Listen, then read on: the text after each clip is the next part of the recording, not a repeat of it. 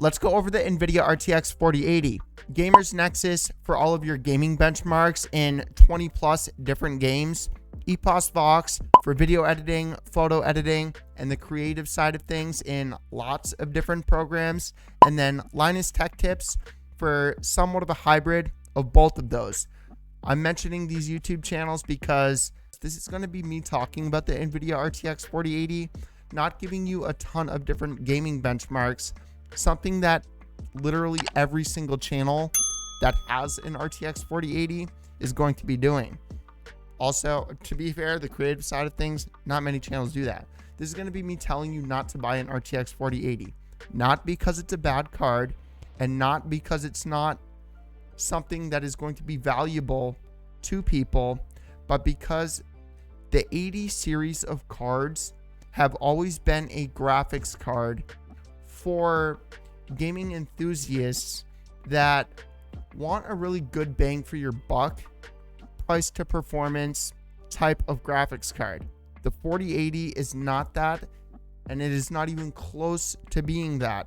We went from $800 to $1,200, and if we're going to companies like Asus, and you plan on getting the Asus ROG Strix version of the RTX 4080, my friends, that is going to be $1,500, and that is MSRP.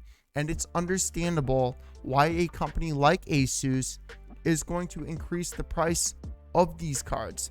And it is because the more expensive a card is, the more of a noticeable price gap there's going to be, because Asus is a business. Asus is a company, and they have percentages that they add on top of whatever it is that they're selling so that they can make a profit and be able to pay their employees. What NVIDIA has done is they have such an expensive graphics card that companies like Asus, Gigabyte, EVGA isn't making NVIDIA cards anymore. However, Gamers Nexus and Jay's 2 cents did get their hands on the very few 4090s that EVGA ended up making. However, that is off topic here. The 4090, I have no issue anybody paying $1,600 for a graphics card if you can find one at that price, because the 3090 and the 4090,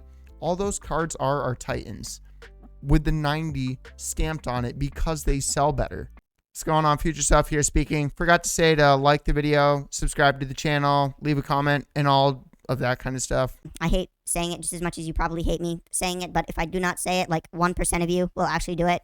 But me actually verbally speaking and reminding you to actually do it, like 3% of you will do it. So yeah, like, subscribe, leave a comment, all that good stuff. The entire purpose of this video is the 80 series cards.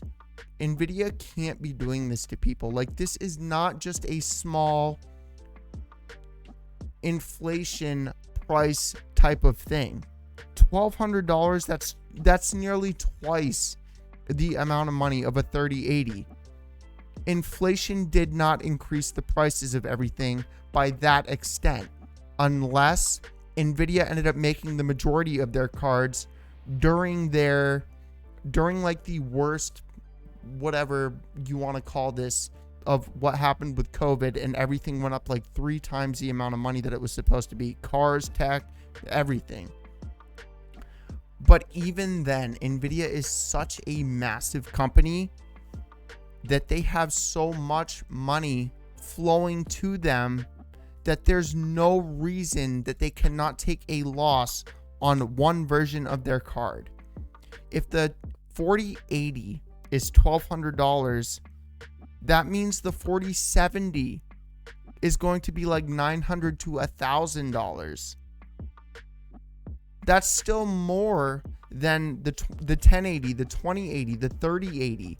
That's more than what these cards released at MSRP. And this has been, for the most part, within a couple $100 price range for years and years now. This is not just a price inflation type of deal. This is an ungodly, ridiculous price jump, like massive price jump. I want you to think about that. A 4080 is $1,200 minimum. And the odds are, because of the way NVIDIA is releasing these graphics cards to the public, you're not going to be finding one under $2,000. Yes, I'm fully aware Micro Center has them listed at $1,200 to $1,500. Asus being the most expensive version of this. Their Rogue Strix overclocked white version. Okay, I'm fully aware of that. But that is MSRP, and let's be very, very honest right now. Pretty much anything tech related, literally anything tech related, whether that's a PS5, an Xbox, a new phone, a new Samsung, a new Apple phone, or any PC components, MSRP in 2022 does not mean anything, because 90% of the time, this scalper situation that's going on, which eventually they're going to find a way to stop this.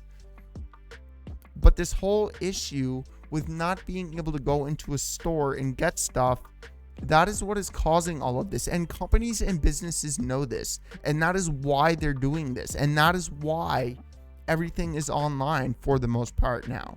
Because they're companies and business. And from a business perspective that does not care about their consumers, they don't care. They're selling out every single time they put stuff on the market because of it being online. 4090, I have no issue with anybody buying. Like, that is the Titan of cards, okay? Like, that is, I understand why that would be so expensive. But the 80 series of cards, there's no reason any of us should be paying $1,200 for an 80 series of cards. You know it just as well as I know it. And if we let NVIDIA get away with this, the 5080 is also going to be $1,200, $1,300, $1,400, $1,500. And that doesn't benefit anybody. You know what I mean? Like, you're going to say, oh, well, just save up for it.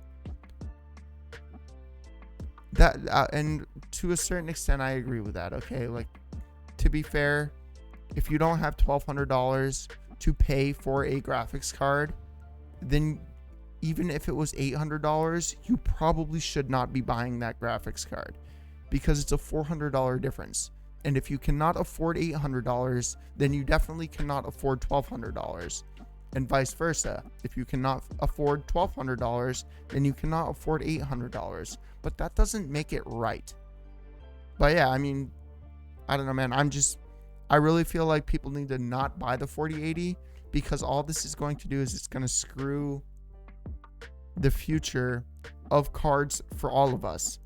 And hopefully AMD can kind of counter this. Okay, like, I'm not saying that the 4080 is not a good card. It's an amazing card, and you do get about a 30% performance boost all around, like on the creative side of stuff, as well as in video games, like your frame rate inside of video games and stuff like that.